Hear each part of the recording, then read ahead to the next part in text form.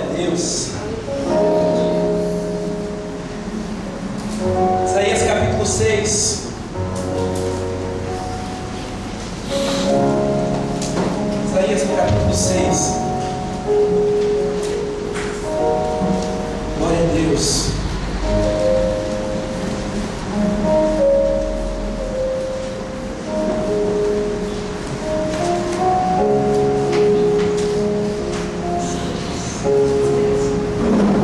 Isaías no capítulo 6, versículos de 1 a 8, vai servir para que nós possamos nos embasar na palavra do Senhor para as nossas vidas nesta noite. Estou sentindo a falta de muitos irmãos hoje, mas nós tivemos uma programação intensa na igreja nesse fim de semana. Desde sexta-feira nós estávamos aqui no seminário de cura e libertação. Foi algo poderoso de Deus para as nossas vidas. Só quem estava nesse seminário para dizer o que Deus tratou aqui. Foi momentos de cura profunda da nossa alma, do nosso espírito. E eu glorifico a Deus porque essa é a visão do reino. A visão onde a estrutura não é tão importante quanto o condutor da glória. O grande erro do sacerdote usar a Bíblia foi que ele tentou carregar a glória de Deus em cima de uma carroça de bois. E num dado momento do transporte da arca, ele se dá por conta que a arca está prestes a cair do carro de bois. E aí quando a gente começa alguma coisa errada, a gente sempre vai terminar errado. Porque Deus ele não remenda as coisas. Com Deus você tem que voltar lá onde você perdeu, lá onde você errou, se redimir, é isso que nós temos aprendido aqui no seminário, pedir perdão pelas coisas que aconteceram, e de lá trilhar o novo de Deus. O sacerdote Uzá, que começou errado, colocando a glória em cima de uma carroça de bois, foi dar uma ajuda para Deus quando viu a arca quase cair de cima da carroça. E a Bíblia diz que ao tocar na arca ele foi fulminado. Alguém diz: nossa pastor, que Deus mau, esse Deus deve ser carrancudo, esse Deus deve ser inflexível. Eu vou lhe dizer que não. Na verdade, ninguém melhor que o sacerdote conhecia tão bem de transporte de arca do que o próprio sacerdote. O sacerdote passava a vida inteira se preparando, estudando, entendendo, aprendendo como lidar com a glória de Deus. Mas naquele momento, as emoções falaram mais do que o entendimento. E é por isso que a Bíblia diz que o coração é enganoso. Porque todas as vezes que as suas emoções, sejam elas quais forem, falarem mais alto do que a voz do entendimento de Deus, seguida à luz da sua palavra, então você vai se frustrar. Então você vai ter danos. Porque, queridos, aquilo que nós não entendemos, nós não desfrutamos. Nós só desfrutamos do que... Se você não entender qual é a vontade de Deus, você nunca vai desfrutar ela na sua vida. Se você nunca entender o plano de Deus, você nunca vai desfrutar dele na sua vida. Você vai sempre viver numa realidade paralela, num mundo paralelo, lutando com as próprias forças, cansado a todo tempo, desgastado. Mas quando você entende qual é a boa, perfeita e agradável vontade de Deus, então você começa a descansar no Senhor. Porque você entende que Ele vai te dar um caminho até no meio da tormenta. Uzá, ao fazer o que não devia, a ser movido pelas emoções, caiu morto diante da glória. Porque a glória de Deus, quando não é bem aplicada à nossa vida, só pode causar uma coisa: destruição. Pastor, a glória de Deus pode causar destruição? Pode. Os moabitas roubaram a arca da aliança numa guerra. Os israelitas descuidaram da arca e os moabitas levaram ela para sua terra. E a Bíblia diz que eles ficavam impressionados com o poder de guerra de Israel.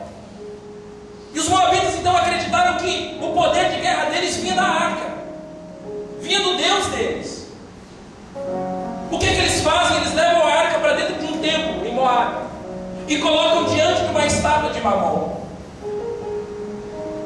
A Bíblia diz que no dia seguinte, quando os sacerdotes do templo de Mamon acordaram, a estátua estava sem os braços e sem a cabeça.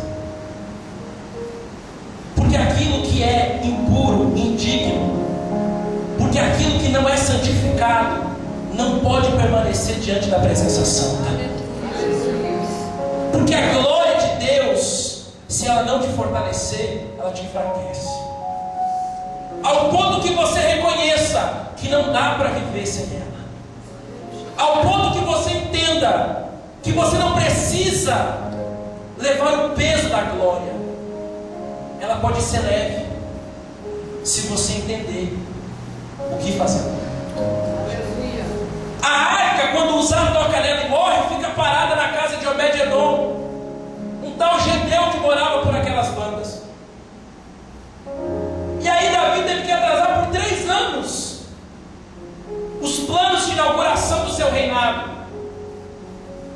porque Davi sabia que Jerusalém estava conquistada, e isso era uma bênção. Mas até para desfrutar das bênçãos que recebemos, nós precisamos da glória de Deus. A nossa visão é tão humana, é tão limitada, que sem a glória de Deus, a gente não sabe o que fazer com a bênção que recebe. Sem o entendimento da glória no teu relacionamento, Deus pode te dar o melhor marido, mas você perde ele em 2 meses. E Deus pode te dar a melhor esposa, mas você perde ela em 2 meses.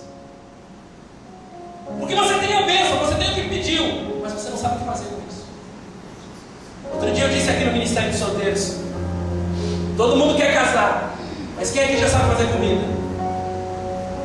Todo mundo quer casar, estava falando com alguns irmãos, mas quem aqui sabe arrumar a casa?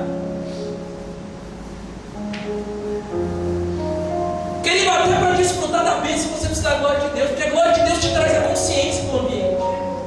Glória a Deus. A glória de Deus te faz entender onde você está. A glória de Deus, ela serve até no momento que você está doente. Porque mesmo doente, você entende o que está escrito lá em Isaías 53. Ele levou sobre si as nossas dores e enfermidades, e pelas suas pisaduras nós somos sarados. E aí, querido, quando você tem isso diante da glória, se você ficar curado, você glorifica. Mas se você não ficar curado, você glorifica do mesmo jeito. Porque se você sair daqui e for para lá, lá é glória dobrada, lá é glória maior, e lá é de glória em glória, de eternidade em eternidade. Nada tira da sua vida a consciência da glória, o desfrute de qualquer situação. Porque você sabe, você entende o Deus que você serve. Davi, então, depois de 3 anos, resolve consertar as coisas. E manda um sacerdote agora preparado. Um sacerdote que não vai colocar a arca em cima de uma carroça de bois. Um sacerdotes agora que vão pegar a única da alça da arca. A arca era um caixote de madeira e tinha 4 alças. E cada vez que os sacerdotes pegavam nessas alças, eles deviam dar 7 passos com a arca, paravam, estacionavam a arca ali e ofereciam um sacrifício ao Senhor. Levantavam a arca, davam mais 7 passos, paravam e sacrificavam ao Senhor. Os historiadores dizem que da casa de Obed-Edom até a cidade de Jerusalém foram mais ou menos uns 350 a 400 quilômetros. Você tem ideia do que é isso? 350 a 400 quilômetros andando de 7 em 7 passos, parando e sacrificando. Quanto tempo isso não levou? Queridos, não existe mudança repentina na presença de Deus. Deus não burla processo.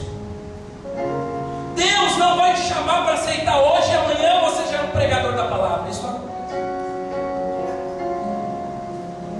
Deus não vai te chamar hoje com um dom para amanhã você está aqui. E quando você não entender como é que se lida com a glória, sabe como é que se lida com a glória, querido? Sacrifício. O problema é que nós estamos acostumados com uma visão midiática das mídias, e a gente só vê o glamour, a fama, o brilho, querido, a pompa. E aí nós remetemos a qualquer sacrifício como sofrimento. Deixa eu lhe dizer uma coisa, querido. Já disse isso aqui, quero repetir. Há uma gritante diferença entre sacrifício e sofrimento. Sofrimento não vai te levar a nada.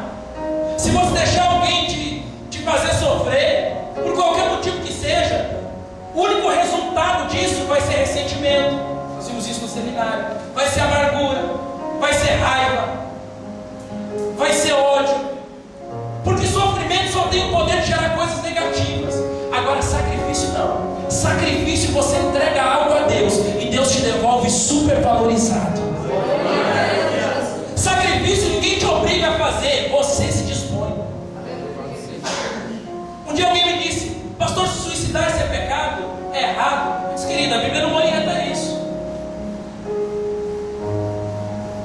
Mas Jesus se suicidou na cruz do Calvário. Ele disse: Pai, me entrega nas tuas mãos o meu espírito. Eu disse: não. Suicídio é sofrimento. O que Jesus fez foi sacrifício. Ele se entregou porque valia a pena. Ele se entregou, sabe por quê? Para que eu e você tivéssemos vida e vida com abundância. Ele se entregou para cumprir o propósito de Deus. Toda vez que Deus te propõe um sacrifício, não é para você sofrer, é para você cumprir um propósito. Entenda, querido, não fuja do sacrifício. Quantas são as vezes que nós recebemos, atendemos, pastora? Pessoas que dizem assim: eu não gosto de ficar sozinho, eu tenho que namorar todo tempo porque eu tenho problemas com a solidão. E se a solidão for um propósito de Deus na tua vida? Por um tempo.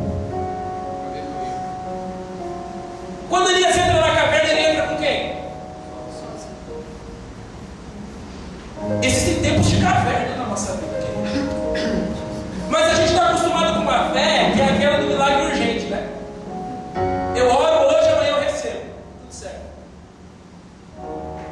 E eu creio que Deus também opera milagres urgentes. A Bíblia diz que Ele dá pão ao que tem fome.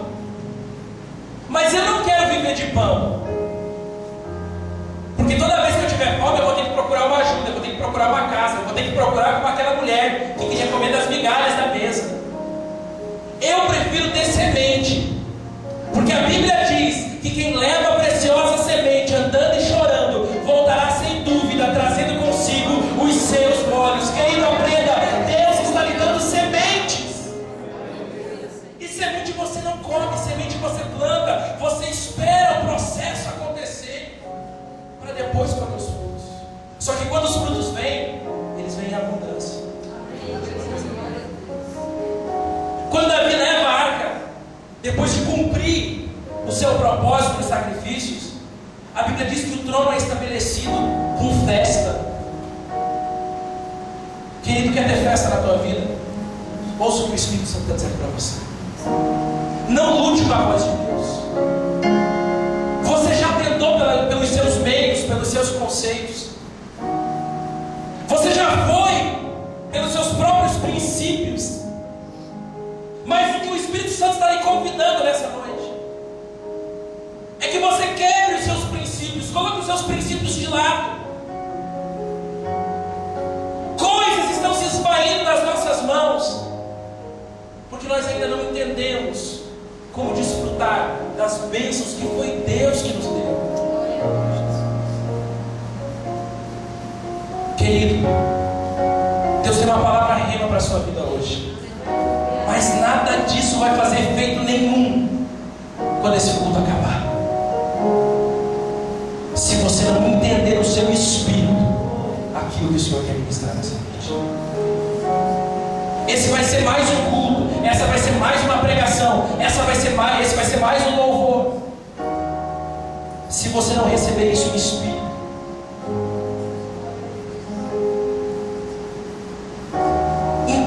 saiba o que fazer com a glória de Deus. Não coloque a glória de Deus em qualquer lugar. Não faça com a glória de Deus qualquer coisa. Receba, cumpra o propósito da glória da sua vida. Quantas vezes você tiver que parar para sacrificar, então pare. Mas pare sabendo que quando você retomar a caminhada, Ele vai estar contigo novamente.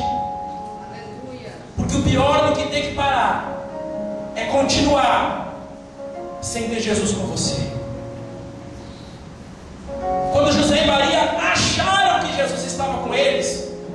na festa da Páscoa de Jerusalém. Eles caminharam cerca de 3 dias pelo caminho. E lá na metade do caminho eles se deram por conta: cadê Jesus? Aí bate o desespero, porque quando a gente se dá por conta de que Jesus não está ali, geralmente é na hora que a gente mais precisa dele. O que Maria faz? Ela se desespera. Eu imagino Maria era a mãe, histérica, dizendo: cadê meu filho? Imagina José olhando para ela dizendo assim: Maria, o único jeito é a gente voltar lá em Jerusalém e procurar o menino. Querido, o único jeito de conseguir continuar sem se frustrar é voltar onde você errou e procurar o que você perdeu. Não dá para continuar sem ele. Não dá para continuar sem ele. Pior do que ter um dia perdido Jesus é continuar sem ele. Volte hoje aonde você tiver que voltar. Se humilhe hoje aonde você tiver que se humilhar. Mas diga ao Espírito Santo: eu não quero continuar sem a certeza de que tu estás comigo. Amém? Vamos para a palavra agora. Eu vou ser breve. Isaías capítulo 6, versículo 1. Quem encontrou, diga amém. Amém. A minha Bíblia diz assim: no homem que morreu, o rei Uzias, eu vi o Senhor assentado sobre um alto e sublime trono, e o seu séquito enchia o templo. Os serafins estavam em cima dele. Cada um tinha 6 asas. Com 2 cobriam o rosto, com 2 cobriam os pés, e com 2 voavam. E clamavam uns para os outros, dizendo: Santo, Santo, Santo é o Senhor dos exércitos, e toda a terra está cheia da sua glória. E os umbrais das portas se moveram com a voz do que clamava, e a casa se encheu de fumaça. Então disse eu: ai de mim, que vou perecendo, porque eu sou um homem de lábios impuros, e habito no meio de um povo de impuros lábios. E os meus olhos viram o Rei, o Senhor dos exércitos. Mas um dos serafins voou para mim, trazendo na mão uma brasa viva, que tirara do altar com uma tenaz. E com ela tocou a minha boca e disse: eis que isso tocou os teus lábios, e a tua iniquidade foi tirada, e purificado o teu pecado. Depois disso, ouvi a voz do Senhor que dizia: a quem enviarei? A quem há de ir por nós? Então disse eu: eis-me aqui, envia-me a mim. Pai, fale conosco nessa noite. Eu não quero ser canal, Senhor, de nada daquilo que não veio do teu Espírito Santo. Então, como já foi orado aqui, já foi colocado nas tuas mãos, eu mais uma vez coloco isso agora. Eu me despejo, Senhor, eu me derramo no teu altar e eu te peço: separa de mim toda impureza e iniquidade. Que a tua palavra seja hoje ministrada de forma poderosa no meio da tua igreja, como sempre é. Que ela cumpra o propósito por qual foi designada, Pai. E que para a honra e glória do nome do Senhor Jesus, a tua igreja continue sendo edificada. Em nome de Jesus. Amém. Empreste a tua atenção por alguns minutos. No ano que morreu o rei Uzias. Quem está falando isso é Isaías. Isaías é um dos maiores profetas depois do exílio babilônico. Na verdade, Israel foi levada cativa por mais ou menos uns 40 a 80 anos. Os historiadores ainda não concordaram sobre as datas. E quando Deus libertou o cativeiro babilônico, o povo voltou, conquistou a terra, reedificou os muros e voltou a ter uma vida normal. Voltou a ter uma vida de pátria, voltou a ter uma vida de reino. E o rei que estava estabelecido sobre aquele lugar era um rei agradável. A Bíblia diz que quando o justo governa, o povo se alegra. O rei Uzias era um rei justo. temente a Deus, ouvia o que os profetas diziam, procurava consertar aquilo que estava errado. Mas a Bíblia diz que ele morreu. E tinha um problema aí. Além da perda de um grande homem político, chefe da nação, um justo que quando governava o povo se alegrava, esse homem, Uzias, também era tio de Isaías. Na verdade, nós não estamos programados para lidar com a morte. Quem sabe um dos maiores mistérios que existe em Deus é a morte.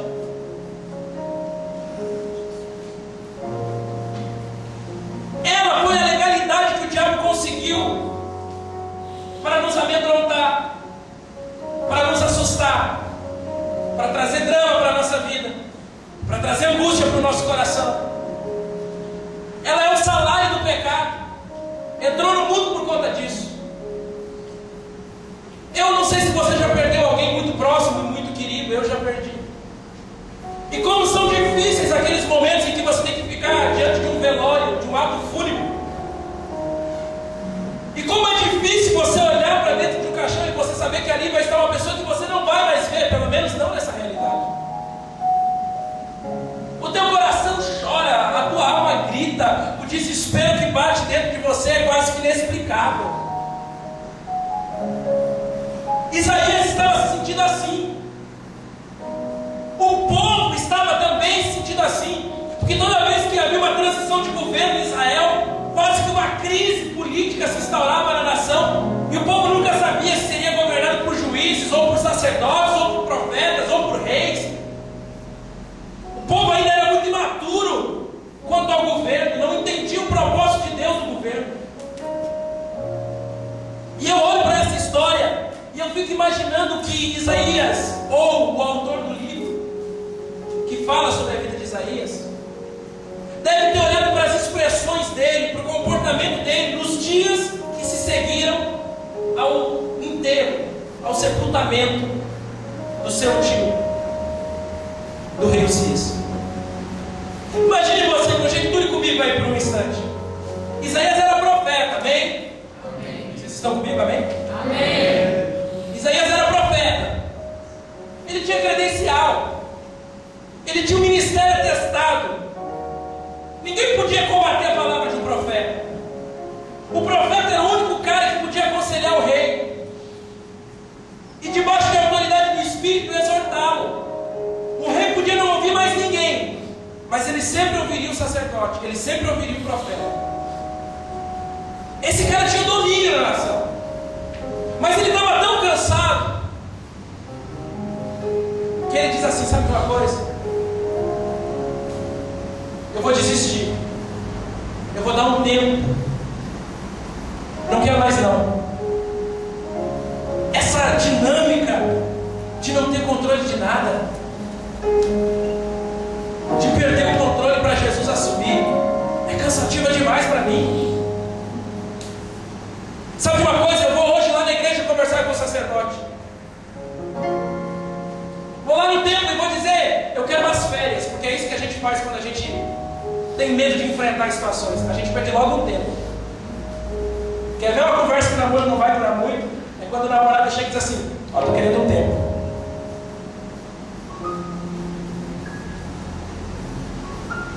Quando a gente perde um tempo, quando a gente se afasta, é porque a gente está cansado daquilo, é porque a gente não vê mais a possibilidade, quer oxigenar o cérebro para conseguir pensar numa outra saída. E geralmente a saída é: abandona isso. Você não precisa carregar esse peso, esse fardo, essa angústia. Você tem problema demais para se preocupar. E eu imagino Isaías entrando no templo nessa condição, triste, cabisbaixo, ainda com o coração ferido pela morte do seu tio. E quando ele entra no templo, algo diferente acontece. Peraí, antes que você dê glória a Deus, deixa eu lhe falar uma coisa. Isaías era profeta. Ele ia para o templo todo dia. Ele estava na igreja domingo de manhã e domingo à noite. Isaías tinha livre acesso ao sacerdote, tinha livre acesso às coisas da casa de Deus. E só no capítulo 6 é que Isaías diz: e vi o Senhor. É possível você vir para a igreja e não ver o Senhor. É possível você se alegrar com seus irmãos aqui, se confraternizar no final, participar da Santa Ceia e não ver o Senhor. É possível você ver pessoas serem curadas, você ver pessoas serem libertas, você ouvir testemunhos que saem do altar e não ver o Senhor. E eu vou dizer uma coisa para você, meu querido: nada de religião funciona no mundo espiritual. A religião pode funcionar para a sociedade, para o homem, para a psicologia humana, mas no reino do Espírito, religião não funciona. No reino do Espírito não é religião. No reino do Espírito é relacionamento. Que é diferente. Eu posso estar aqui religiosamente todos os dias de culto dessa igreja, e eu posso continuar sem ver o Senhor. Mas o dia que eu estiver aqui ou em qualquer outro lugar e decidir entrar na presença do Senhor, com tudo que eu sou, com tudo que eu tenho, aí vai ser diferente. Aí os céus vão ser abertos, aí a glória vai descer, aí eu vou contemplar aquilo que o olho não viu e o ouvido não ouviu. Ele diz: eu vi o Senhor. No ano que morreu o rei Uzias, eu vi o Senhor. Preste atenção na história a seguir. Ele continua dizendo: eu vi o Senhor assentado num alto e sublime trono. Queridos, Deus não estava aqui, Deus não estava ali, Deus estava num alto. Todas as vezes que você olhar por esse ângulo, você não vai ver Deus. Todas as vezes que você olhar por esse ângulo, você não vai ver Deus. Mas todas as vezes que você olhar para esse ângulo, você vai ver Deus. O salmista já dizia: eleva os meus olhos. Foram apedrejar Estevão, pastora, porque ele confessava Jesus. E a religião dizia que naquele momento da história era impossível que alguém romano confessasse a Jesus. O que é que fazem com Estevão? Então jogam ele dentro de um buraco, de uma cova. Perceba as 3 dimensões da visão humana. Estevão estava na cova. Os judeus estavam aqui atirando pedra nele, chamando ele de blasfemo, chamando ele de herege. A visão dos judeus era pecador. Paulo também estava ali. Paulo observava do outro lado, um pouco mais de longe, e ele via toda aquela cena, os judeus apedrejando, Estevão sendo apedrejado. E eu fico pensando que Paulo deve ter dito: poxa, isso é devoção, viu? Isso é vestir a camisa. Mas a visão de Paulo era de alguém que via de longe, sabia do que estava acontecendo, entendia o real motivo daquilo tudo estar acontecendo, mas não se envolvia. Só que além da visão do judeu que apedrejava, de Paulo que via e não queria envolvimento, tinha a visão de Estevão. Estevão não estava no nível dos judeus, nem no nível de Paulo, mas Estevão estava dentro do buraco, olhando para cima. E a Bíblia diz que quando Estevão estava olhando para cima, ele viu os céus abertos e o Senhor assentado no alto e sublime trono. Querido, o que vai fazer a diferença é para onde você tem olhado.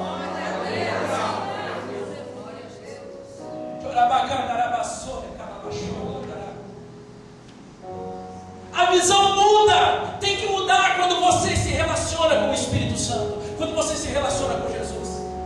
Se a sua visão, se a sua ótica continuar a mesma, você está no lugar errado. Ou você está no lugar dos judeus que condenavam Estevão, ou você está no lugar de Paulo, aquele que via tudo acontecer, mas não se envolvia com nada. Eu não sei qual é o ângulo da sua visão nessa noite, mas eu escolho ver como Estevão, nem que seja embaixo de pedras, mas eu quero ver a glória de Deus, mas eu quero ver o céu se abrindo e a manifestação do relacionamento.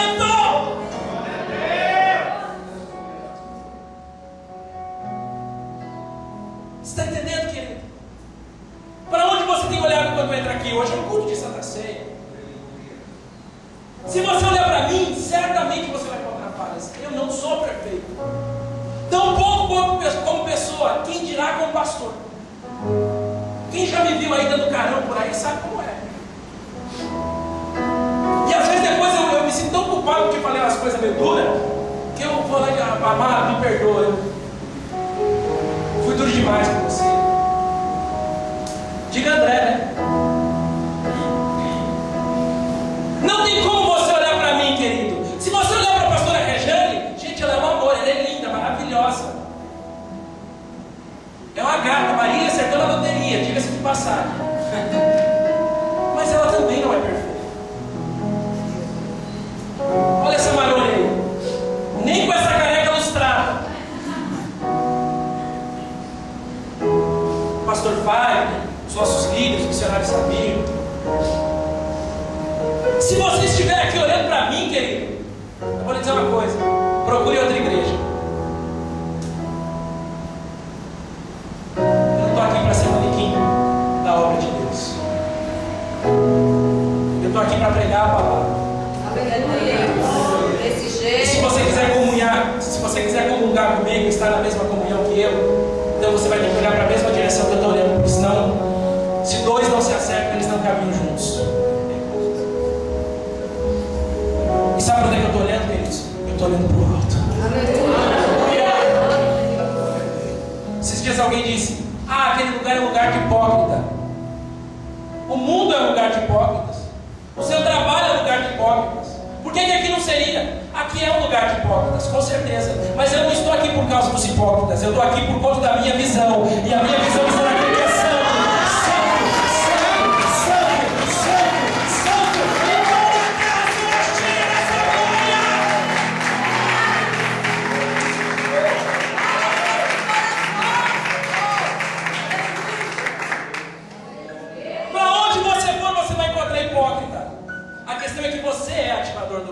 Você pode estar num lugar cheio de hipócritas, mas você pode ativar a glória de Deus que começa a quebrar com toda a hipocrisia do ambiente. E aonde existe hipocrisia começa a ser revelada, e Deus começa a tratar e a tratar, até que a sua igreja se torne a sua imagem e semelhança. Essa é a visão dos que estão aqui. Mas pastor, tem outras duas igrejas inclusivas. Por mim podia ter 10, eu não tenho problema com isso. O meu olho está no reino, não está naquela placa que está lá fora. O meu olho está firmado naquilo que ele pode fazer, não em quem está ministrando nesse altar. Porque quem está aqui apenas é o condutor da glória. Quem decide ativar a glória na minha vida sou eu. Sou eu. Entenda isso, meu querido. Nós viemos para a igreja com tanta coisa, como se a gente fosse perfeito, e apontamos o dedo e dizemos: fulano não pode ministrar, ciclano não tem vida em altar. Querido, saia da visão, do ângulo dos fariseus que jogavam pedra em Estevão. Ou pior do que esses que jogam pedra, é aqueles que fazem a egípcia, como alguém falou aqui. Pelo amor de Deus, seja embaixo de pedra, mas olhe para onde vem o seu socorro.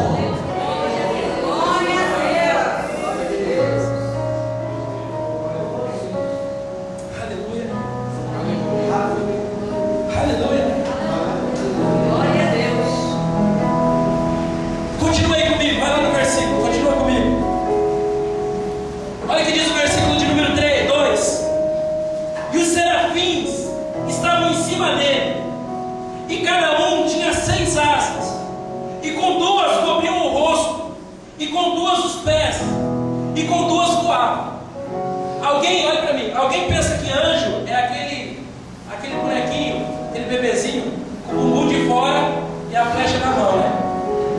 Daqui da mitologia grega, não tem nada a ver com anjo. Anjo no mundo espiritual não é isso. A Bíblia diz que eles são assustadores. A Bíblia diz que tem uns que tem 4 rostos. Rostos ou rostos. Tudo bem, você entende ver quem é cara. Imagina um ser com 3, com 4 caras. Se você acha que esse irmão do teu lado tem 2 caras, você não conhece um anjo, ele tem 4. Então você se acostumando a conviver com aquilo que parece, mas não é, porque lá no céu você pode ter uma surpresa. Imagina o que é esses seres. Anjos, e alguns estudiosos da angiologia, uma disciplina da teologia, dizem que os anjos eram uma espécie de redemoinho de fogo. E olha qual era a posição deles. Versículo 2 diz: eram serafins. A palavra serafins quer dizer aqueles que ardem em fogo. Eram serafins que estavam em cima dele. Em cima dele quem? Em cima do trono. Os anjos não ficam em cima dos homens, eles ficam ao lado de homens. E mesmo assim são anjos, não são serafins. A Bíblia diz que o último serafim que caiu na terra fez um estrago. Gênesis capítulo 1, a Bíblia diz que Deus fez os céus e a terra. No 2 ele fala que a terra era sem forma e vazia. E alguém pensa que isso acontece assim meio que do nada. Na verdade, entre o versículo 1 e o versículo 2 existem bilhões de anos. Deus fez a terra com forma. E tudo que tem forma tem a presença do Espírito Santo de Deus. Mas quando o último serafim veio para a terra, ele foi lançado de lá para cá. O livro de Ezequiel fala isso. E vi Lúcifer sendo lançado como um raio. E deformou aquilo que estava construído nessa realidade. Alguém outro dia me perguntou se existiam dinossauros. E eu disse, devem existir, porque aqueles ossos não eram meus, isso eu tenho certeza. Por que eles foram extintos então? Por que a Bíblia não fala deles? A ciência na verdade diz que há não sei quantos bilhões de anos atrás um meteoro caiu na altura do Golfo do México e extinguiu com esses animais ancestrais. A Bíblia diz em Ezequiel que Satanás foi lançado como um raio e destruiu e deformou a terra. Não é coincidência, é a palavra de Deus revelada. Imagina agora Isaías vendo esses seres que, se viessem para a terra, deformariam ela. Vem como tochas de fogo, como meteoros. E é óbvio que eu imagino Isaías, um profeta que tinha credencial, se assustando, porque de tudo que ele viu na igreja, gente babando com o demônio, gente pulando no Espírito Santo, nada era como aquilo que ele estava vendo. E esses seres eram uma espécie de redemoinho de fogo, e eles estavam assim, inclinados nessa posição, um aqui e o outro ali. E no meio desses anjos existia um trono. Só que veja que interessante a visão. Os anjos tinham quantas asas? 6. Não ouvi, eles tinham quantas asas? 6. 2 eles cobriam? 6. 2 eles cobriam? 2. E as outras 2? Agora imagine Isaías vendo isso. Ah, se Deus nos mostrasse os serafins hoje, você ia acreditar que o demônio não é tão feio, não. Você ia ver que quem nós temos que temer mesmo é a presença de Deus, porque ela assim é terrível. Imagina Isaías vendo isso. E aí eu sempre me perguntei por que os pés deles estavam cobertos, por que a face deles estava coberta. E outro dia eu estudando um pouco sobre angiologia, uma disciplina que eu confesso para vocês, gosto muito. E eu descobri que anjos são seres santos. Porque a Bíblia diz que para estar na presença de Deus, como um dia nós estaremos lá, nós teremos que ser santo como Ele é. Não tem como pecado ficar diante da presença de Deus. Ele não resiste. Então imagine você, os anjos são santos. Todas as vezes que a Bíblia fala de pés na Bíblia, ela está falando de santidade. Veja em Apocalipse quando João tem a revelação de Jesus glorificado. Ele diz: e os seus pés eram como de latão reluzente. Quando ele termina de falar a profecia, ele desmaia, cai como se fosse morto. João era tão pecador que diante da santidade de Deus ele não podia ficar. E olha que ele só estava olhando para os pés. Diante da santidade do corpo glorificado de Jesus ele não podia ficar. E olha que ele só estava olhando para os pés. Quando Isaías vê os anjos com os pés cobertos, ele começa a entender que Deus está falando de santidade. Querido, é impossível você andar com Deus sem santidade. Você pode andar com o irmão que está do seu lado, que vem para a igreja terça, quinta e domingo. Você pode andar com o seu companheiro que vive com a Bíblia embaixo do braço. Mas sem santidade você não consegue andar com Deus. Você não consegue acompanhar os passos de Deus. Sem santidade, estar na igreja sexta, sábado e domingo para participar de um seminário é fanatismo, é besteira. Leva sua cama e vai dormir na igreja então. É difícil entender propósito de jejum quando você não é santo. É difícil entender por que você deve se guardar no seu relacionamento para não sair por aí transando com todo mundo e depois dizer: ah não, não era bem isso que eu queria, agora eu vou tentar com outro.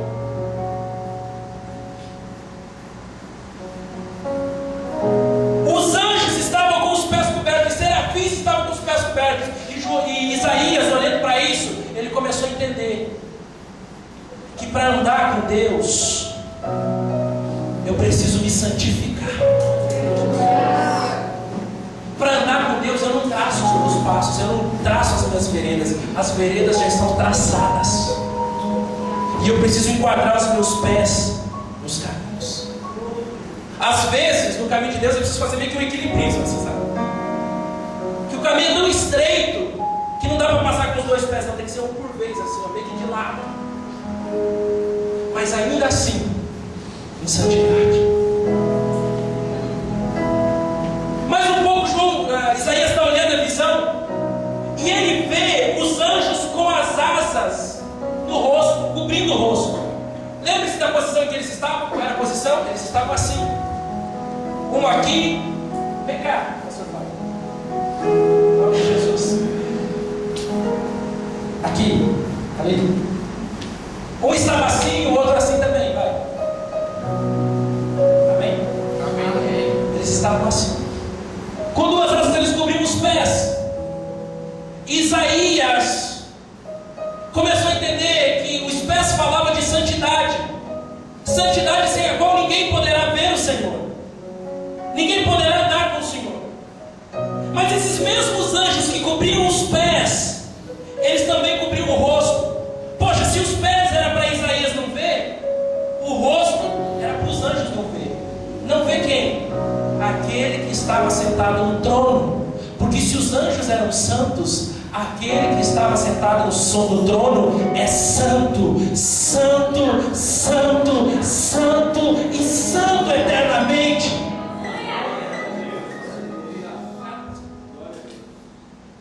Se para os anjos se achegarem diante de Deus, eles têm que cobrir o rosto, porque a santidade é inimaginável, é incomparável, mesmo para eles que são seres espirituais. Imagine para nós. Imagine para nós. E aí quando Isaías tem essa visão, ele é arrebatado nos sentidos. E Deus começa a mostrar algumas coisas para alguém que está desanimado.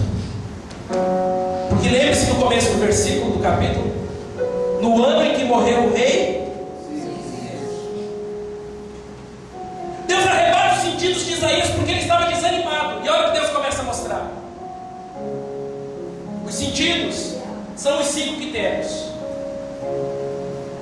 Que sentido é esse? Que sentido é esse?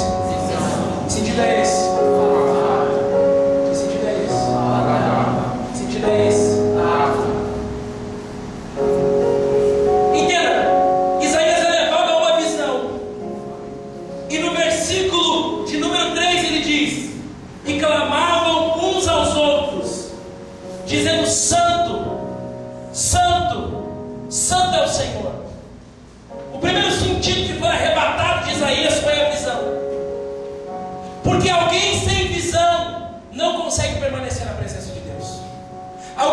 visão de santidade, alguém sem visão de compromisso, alguém sem visão de fidelidade, alguém sem visão de lealdade, não pode permanecer na presença de Deus. O missionário Samir falou hoje pela manhã: alguém que está em ânimo dobre. Hoje eu quero Deus, amanhã eu quero a Vogue. Hoje eu quero Deus, amanhã eu quero Donana. É isso. Esse é o nome. Hoje eu quero Deus, amanhã eu quero todo mundo.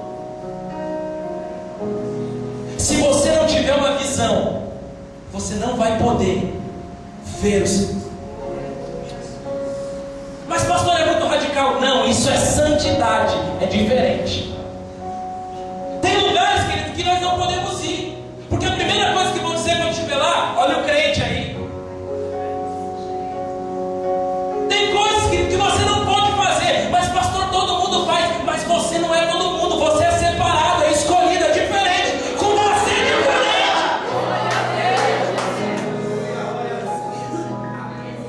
Então, se você não tem uma visão, querido, você não está vendo o Senhor. Quando a visão é dominada, então fica mais fácil. Porque quando Isaías viu, em seguida o versículo 3 diz o quê? Ele ouviu.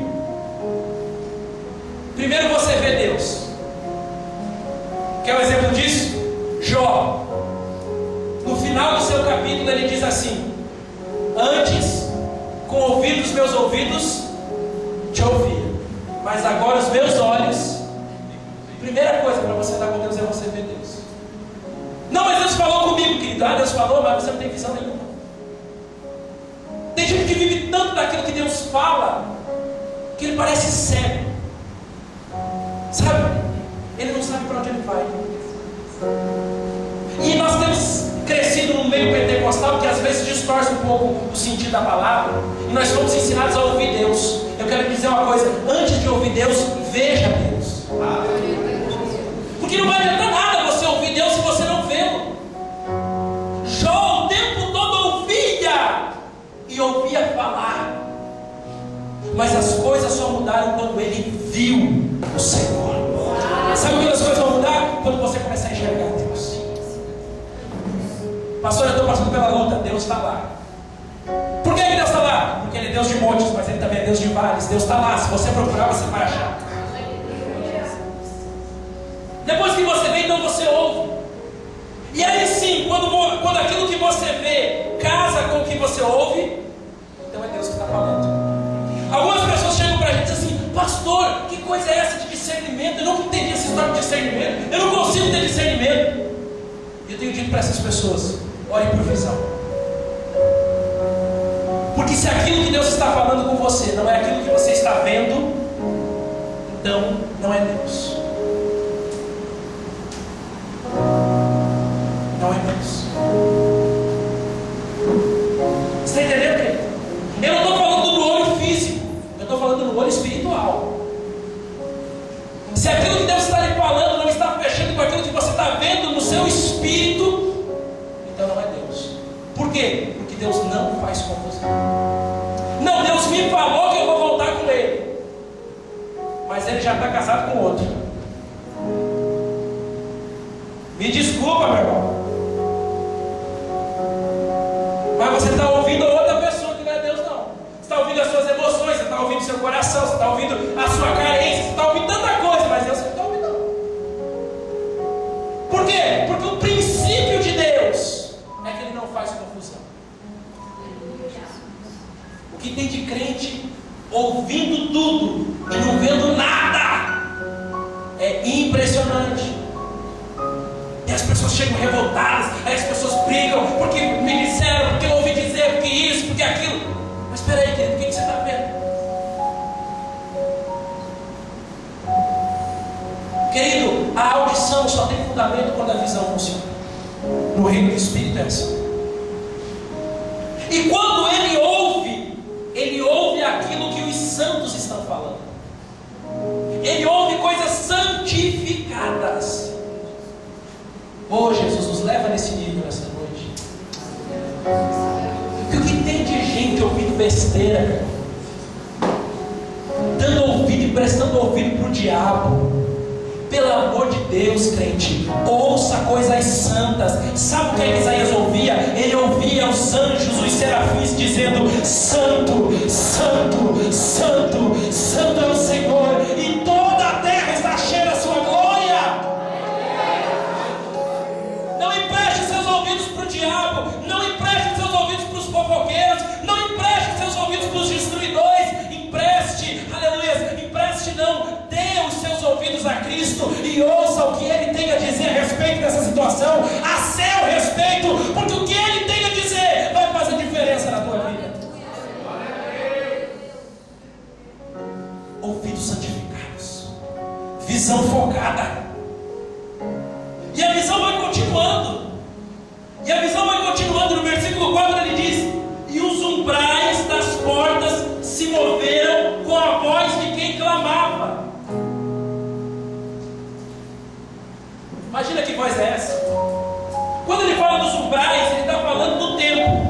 Ele está falando daquelas duas colunas que existiam na entrada do templo de Salomão. Imagina que poder é esse, que fala no mundo espiritual e faz os umbrais de um templo tremer. Deixa eu lhe falar uma coisa, querido. Se a voz do Espírito Santo não lhe fizer tremer, você precisa rever os seus conceitos.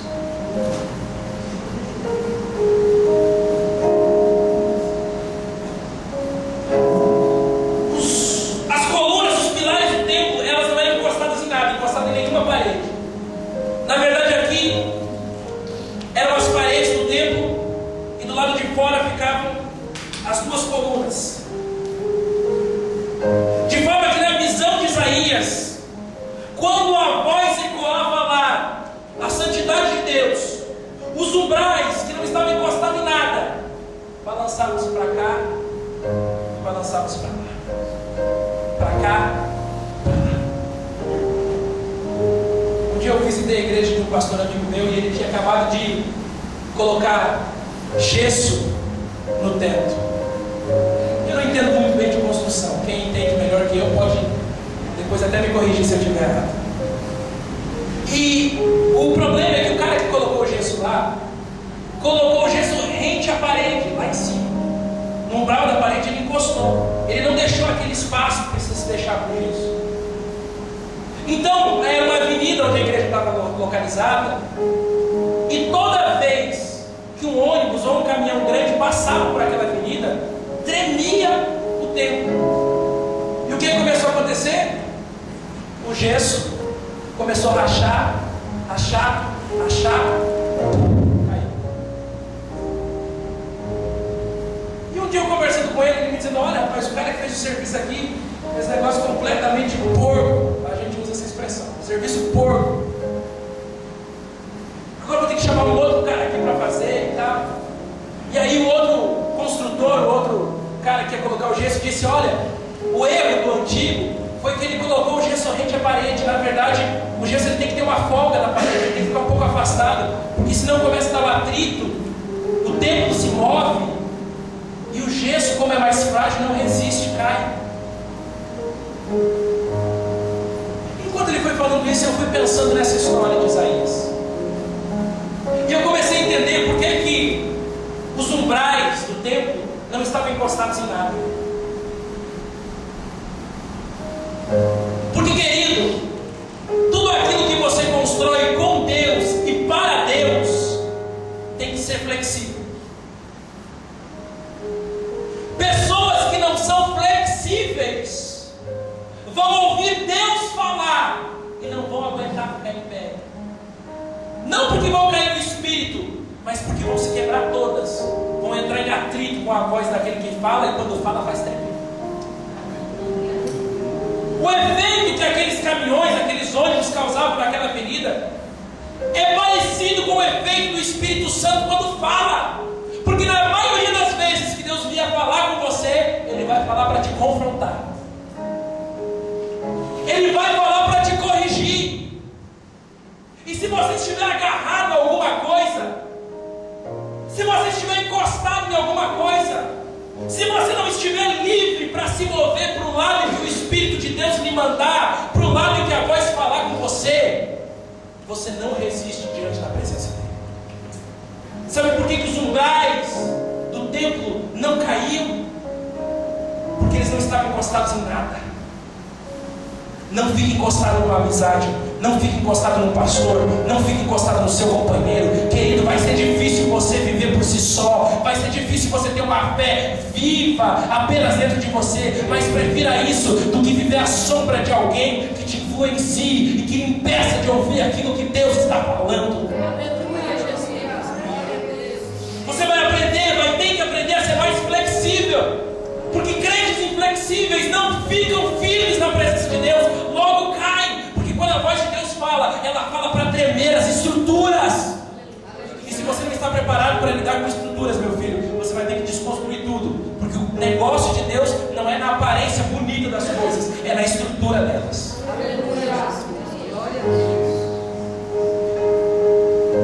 Deus está falando com você. Você já está entendendo o que o Espírito Santo está dizendo para você? Ei, seja mais flexível. Você olha Deus dizendo, eu quero paz no meu casamento. Você é flexível no seu casamento? Não, você quer ser lá o durão. Deus pode falar, você está aqui, não me mexe por nada, aqui eu não saio daqui, ninguém me tira. Jeová vai te pegar hoje, vai te quebrar inteirinho, para te fazer de novo flexível na presença dele. Não é um tempo de crentes duros, de crentes carrancudos, de crentes que não cedem. É um tempo de uma noiva que cede ao desejo do seu noivo, e o noivo nos convida a nos deleitarmos nos seus cuidados.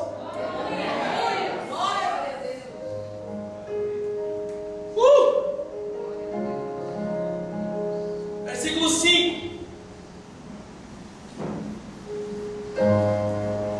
Final do versículo 4 diz assim: e a casa se encheu de fumaça.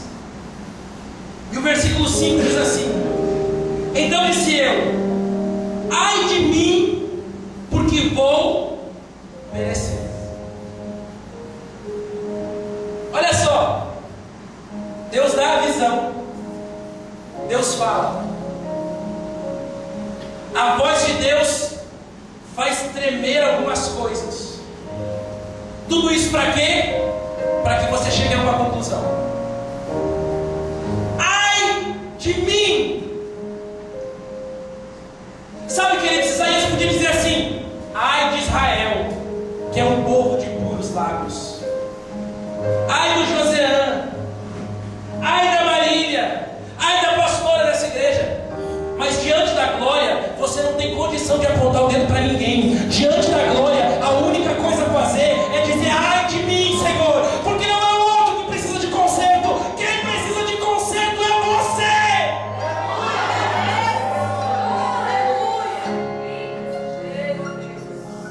Mas a gente é bom nisso, a gente é bom, acha que está na glória de Deus, e aí na glória de Deus a gente acha que pode apontar o dedo para a cara do irmão e dizer: ai dele, ai dele. Deixa eu lhe dizer uma coisa: diante da glória de Deus você só consegue se ver. Você só consegue se ver, porque se você diante da glória está vendo alguma outra coisa que não seja você e a própria presença, não é na glória de Deus que você está.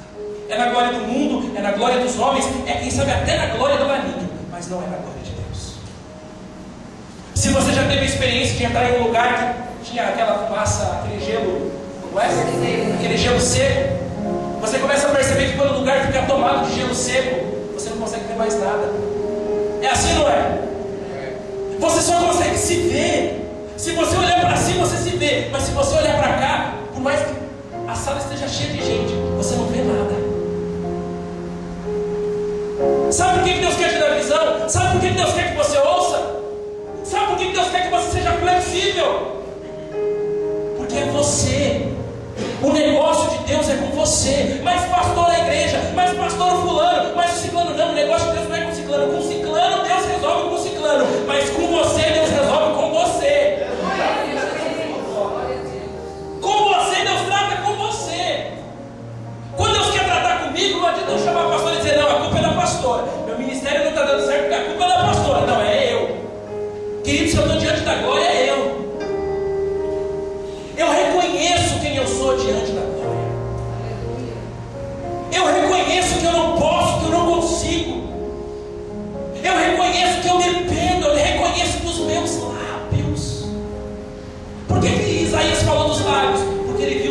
declararem santo, santo, santo, e Ele está aqui só olhando.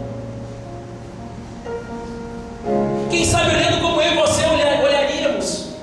Imagina só, que graça tem esses serafins passar a eternidade dizendo santo, santo, santo, santo. Outro dia alguém me disse, se o céu é isso, então não sei se eu quero ir para lá. Que graça tem passar a eternidade dizendo santo, santo, santo. Vou lhe dizer uma coisa, é difícil entender a natureza de cima quando você não é de cima, quando você é só de baixo. É mais ou menos assim. Imagina os serafins olhando para você dizendo, gente, ele come 3 vezes ao dia. Para que isso? Ele dorme tanto. Para que isso? Ele se arruma tanto, ela se arruma tanto na frente do espelho. Para que isso? Imagina os serafins olhando para a gente. Por que eles não entendem o que a gente faz? Por que eles não entendem por que a gente come, por que a gente dorme? Porque eles não têm a natureza de baixo. E quando você não tem a natureza de baixo, você não consegue entender as coisas de baixo. Da mesma forma, se você não tem a natureza de cima, você não consegue entender as coisas de cima. Agora, diferente dos serafins, nós estamos na condição de, reunidos em um só, sermos 3 como Deus é. Foi dito aqui, temos um corpo da terra, temos uma alma, os sentimentos, os relacionamentos, mas temos um espírito, a natureza de cima, e nós podemos entender e compreender a santidade de Deus. Mas qual é o problema? O problema é que nós cuidamos da carne, nós cuidamos da alma, mas nós não cuidamos do espírito. E aí o ambiente de santidade nos incomoda. E aí o ambiente onde a glória é revelada nos constrange. E não o constrangimento bom do amor de Deus. É um incômodo mesmo. Aí a gente não consegue esperar um tempo, aí a gente fala o que quer. E quando Isaías declara lábios, impuros lábios, Isaías está querendo dizer, Deus, eu tenho cuidado tanto da minha humanidade, das coisas da carne. Meu tio morreu outro dia lá, e a minha alma começou a gritar, e eu dei mais importância para a minha alma. Falei que não queria mais. Ia para o templo para desistir de tudo. Mas quando ele diz, ai de mim, porque sou homem de puros lábios, Isaías está dizendo, Deus, eu quero ter a natureza de cima. Eu não quero mais falar as coisas que a carne fala, sentir as coisas que a alma sente. Eu quero ter a natureza do reino. Eu quero ter a natureza do Espírito. Eu quero viver da glória e da santidade que só Deus tem. E ele reconhece dizendo, Israel também é de puros lábios. É só quando você consegue se ver que Deus te dá a consciência do todo. Deus não te dá a consciência do todo enquanto você não consegue se ver. Porque todos aqueles que ousam ter o conhecimento do todo sem conseguir se ver, se tornam prepotentes e arrogantes. Se acham donos da verdade. Dizem que Deus não passa desse quadrado. Aquela manifestação não é de Deus porque ela é muito estranha. Aquela outra é exagero demais. Se acha o dono da razão, que tem a última palavra. Eu vou lhe dizer uma coisa, querido. Olhe para você. E quando você perceber falhas em você, e quando você reconhecer, Deus vai te dar consciência do todo. Vai me dar consciência do todo para quê? Para que eu critique? Não, para que eu faça a oração de Isaías. Deus, manda um anjo naquele lugar, transforma aquele ambiente. Aquele povo tem lábios impuros, mas eu estou sendo transformado e eu quero ser um ativador dessa transformação no lugar onde eu estou. Querido, se a tua crítica não tem para transformar esse ambiente, guarde-a para você. Nós não precisamos dela, porque se não começar em mim aquilo que eu estou pregando aqui, você não vai viver, porque não tem verdade. Não tem verdade. Agora, é muito fácil dizer, Israel tem puros lábios. Não, eu tenho puros lábios. Eu. Israel só vai ser transformada quando eu entender que eu posso ativar a glória naquele lugar. Aleluia. Aleluia. Ele continua dizendo, Versículo 6. Mas um dos serafins voou para mim, trazendo na mão uma brasa viva, que tirara do altar com uma tenaz.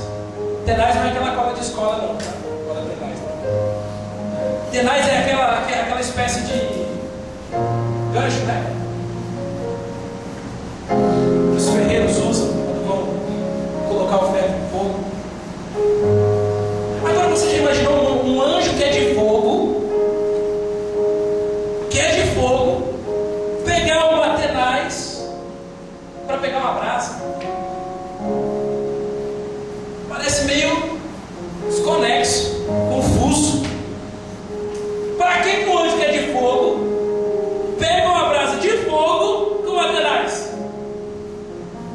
Quem souber vai ganhar um prêmio. Falando sério. 2 minutos.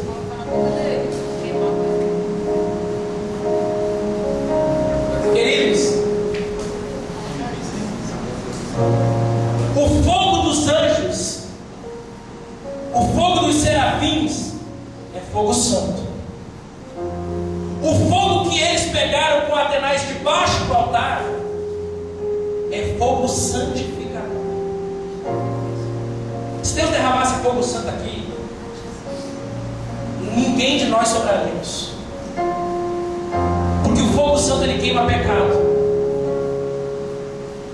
É por isso que quando existe alguma manifestação demoníaca, nós geralmente mandamos o fogo de Deus para a vida dele. Porque esse fogo de Deus que nós estamos mandando são esses serafins que ardem em fogo, que são tão santos que o pecado diante deles não pode resistir. E aí eles queimam toda a obra das trevas. Mas o fogo que o anjo tira debaixo do altar é fogo de santificação. É diferente. É um fogo que vem para lhe trazer entendimento, consciência, discernimento. Ele não vai queimar nada à força não, porque o Espírito Santo de Deus não queima pecado à força. Essa manhã um missionário disse: você tem que resistir o diabo. Mas quando você vai ler sobre prostituição na Bíblia, a Bíblia diz que você tem que fugir da prostituição. Existem coisas, querido, que Deus não vai queimar. Porque não é queimar o diabo, não. É santificar a tua vida. E Ele vai só oferecer o fogo.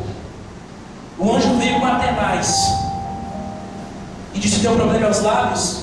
Então eu estou te oferecendo a unção que vai mudar o teu jeito de falar, o teu jeito de pensar, o teu jeito de andar, e que vai te santificar até o dia que você esteja aqui, ó, como brasa de fogo no altar do Senhor Jesus.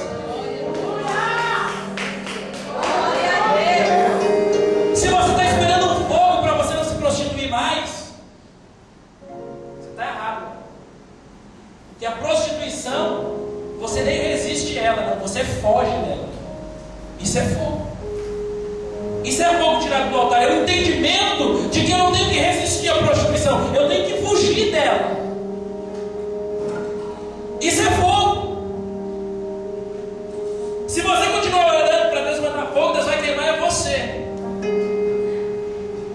Agora, se você orar como Isaías orou: ai de mim, Senhor, com a consciência de quem você é, então o fogo que virá do Espírito vai ser um fogo que vai te proporcionar mudanças, agir diferente, ser diferente, pensar diferente, falar diferente, andar diferente, reagir diferente. O pastor Wagner disse algo outro dia aqui que eu achei tremendo.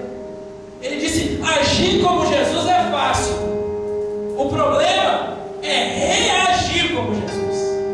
Aí eu quero. Você está entendendo a diferença do fogo? Existe um fogo para queimar o diabo. Se você não é o diabo, então peça um fogo para consertar a sua vida.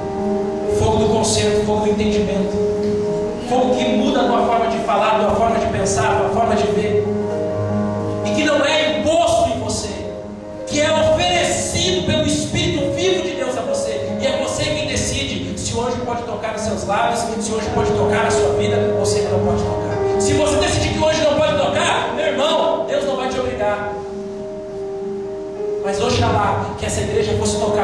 só nos lábios, mas em toda a sua vida, em todo o seu corpo, pelo fogo transformador da presença poderosa de Deus.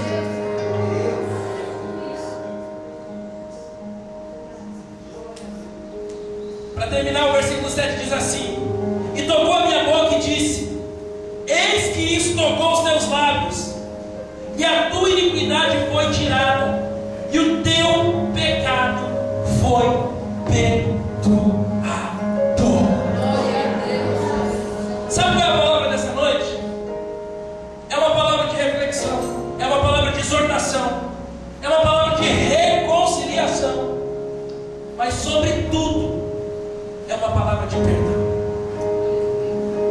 Ele é tão misericordioso que hoje, dia 3 de agosto de 2014, Ele te deu mais uma vez a oportunidade de comer do corpo e de beber do sangue. Quer prova maior de perdão do que essa? Quer prova maior de amor do que essa?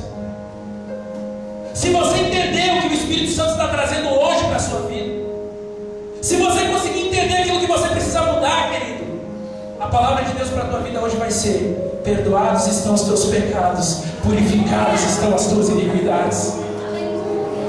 Não existe pecado suficiente para separar o homem de Deus, não depois de Cristo, não depois da cruz. A cruz me reconcilia com Deus. Incline a sua cabeça. Oh, Espírito Santo. Depois disso, ouvi a voz do Senhor que dizia: quem enviarei? A quem há de ir por nós? Então disse eu: eis-me aqui, envia-me a mim. Então disse ele: vai e diz a este povo: ouvis de fato e não entendeis, vedes em verdade, mas não percebeis. Oh, querido, não dá para continuar sem entendimento.